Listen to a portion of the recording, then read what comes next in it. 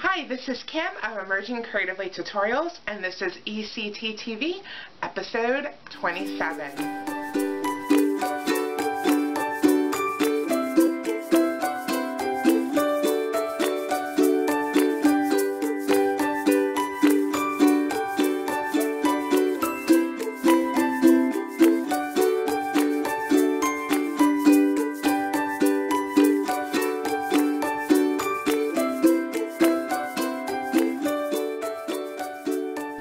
So today, before we get started, I just wanted to talk to you a little bit about design inspiration.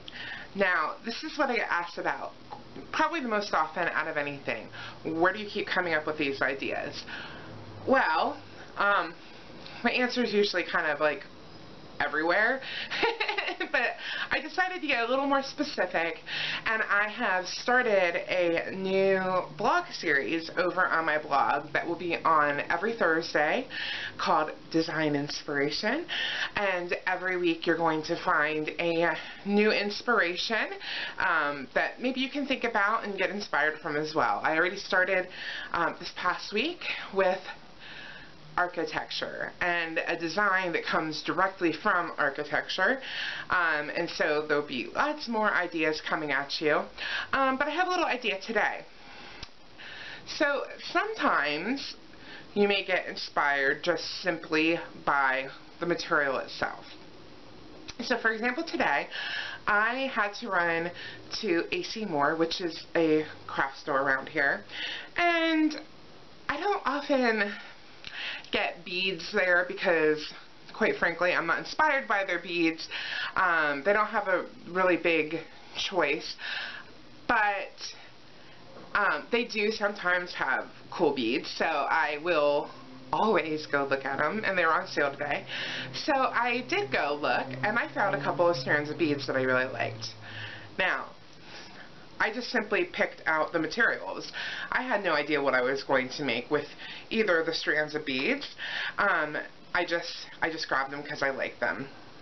So today's tutorial, I'm going to use one of these new strands of beads I got from AC Moore, and kind of to show you how you can just simply be inspired by the materials. You can simply go to the store or go online, see some beautiful beads that you like, and use the beads how you want to use them, how you feel you want to use them, be inspired by the beads themselves, and use them.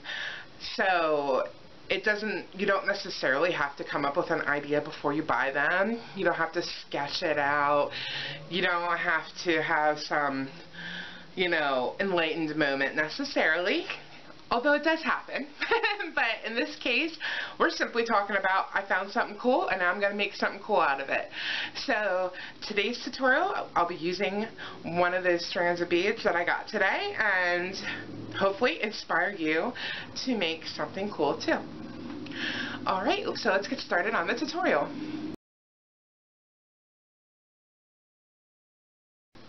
Okay, so for this project, you will need beads. Like I mentioned, these beads are just from AC Moore, in the section where they just have all the beads hanging. The brand name is Nicole's Bead Shop, and these are gemstone beads. And that's all the more specific I really can tell you if you want to make this exact pendant like I'm making. You can use any gemstone beads you like, or really any beads you like for this. I like that they kind of stack up, so you're going to want kind of like a, and you'll saw the picture of what we're making. You kind of want a like heftier bead, and this looks good with like different shapes and sizes of beads. This would be awesome if you actually went out to the river and got rocks and then drilled through those rocks and made a natural necklace, and that's kind of what I would really like to do, but I have these beads. You'll need 20 gauge half hard round wire.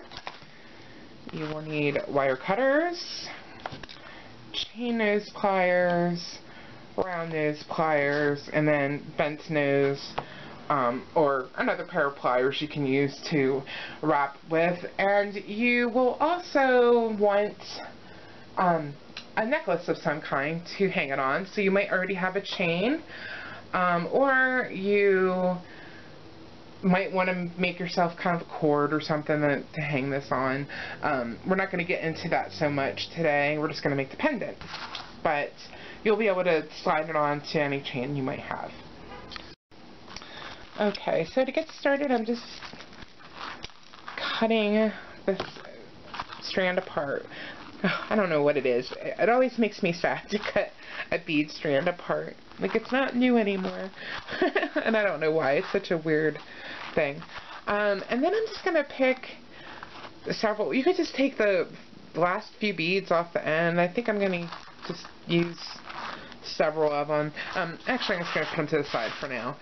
And we're going to start by getting a piece of wire. And I am cutting it, I'd say about 6 inches long. And then I am just going to make a little hook at the end. So I'm just going to take my chain nose pliers and, I don't know, I'm a little bit from the end here. I'm not right at the tip, I'm in a little bit. And I'm just going to bend away from me. So I'm just twisting my wrist away. And then I have a hook. And then I'm just going to smash it down.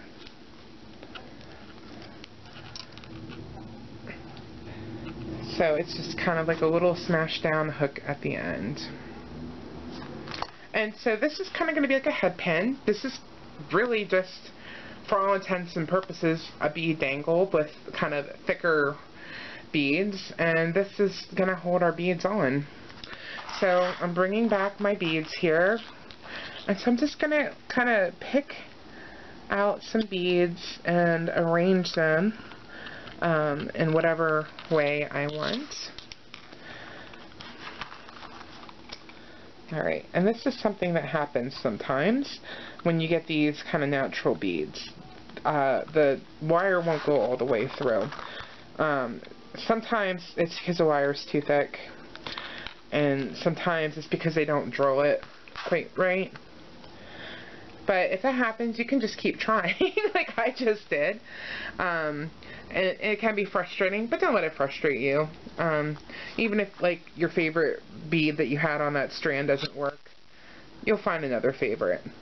So I'm just kind of randomly putting these on, and I want to flip this one over, because they're all different shapes. Sometimes you can't really tell how they're going to work out until you actually just kind of put them on the wire. And these are also different shades of blue too, so I want to kind of mix it up a little. And here's another one that won't really work. So, this is a real ECT TV episode. Sometimes these things don't work. And this is real life. Like, you buy beads and sometimes you can't get the wire through it. And that can be very frustrating. Alright, this one will work, I'm sure, because it's very thin bead.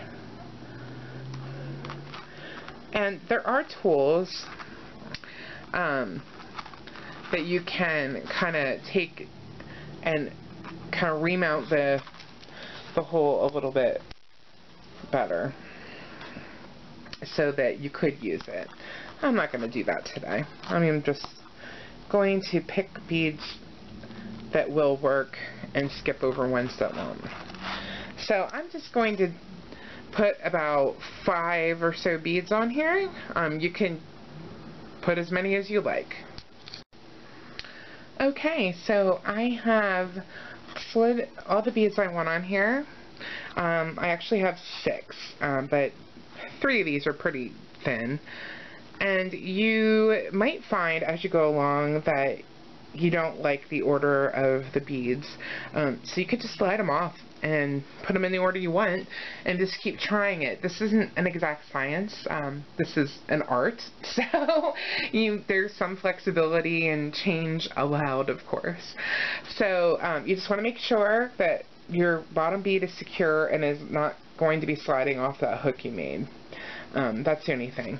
And I thought of a question that you might ask. I'm using 20 gauge wire, and I said sometimes the wire doesn't go through all the holes and the beads you might get, and you might think, well, then why don't you just use thinner wire? Which may be okay in some circumstances, and you might save the beads that you have that won't fit through, that you can't fit the 20 gauge wire through. We might save those beads for another project. But for what I'm doing right now, I'm making a pendant, and I want to make sure it's pretty strong. So I don't want to go any smaller than 20 gauge. I would probably even like to make it a little bit thicker, but that will not, 18 gauge would not work with these beads. So that is the answer to the question that you might be asking yourself in your head. So now we're going to finish this up, and we're just going to make a wire wrapped loop on the top.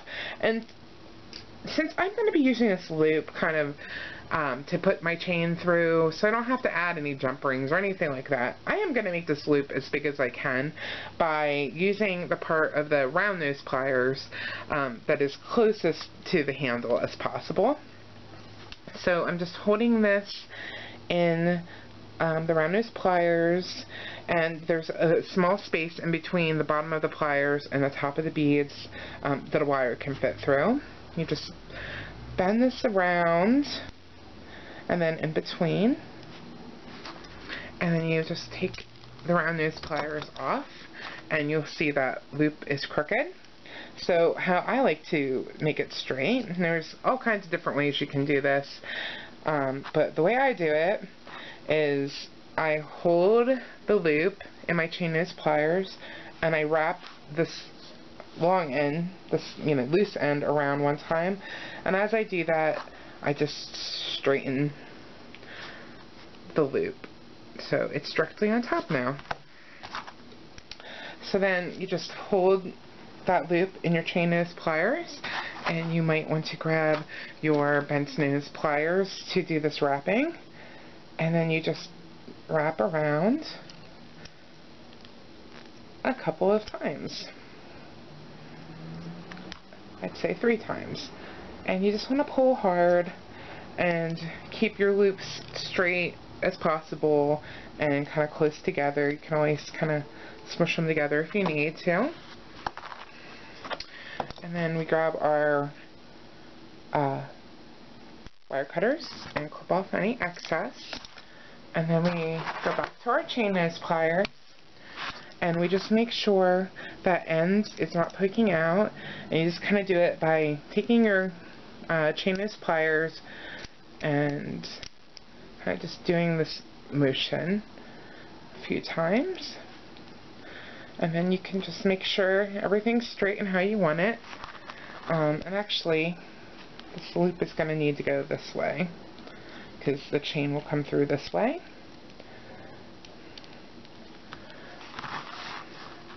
And that is your pendant.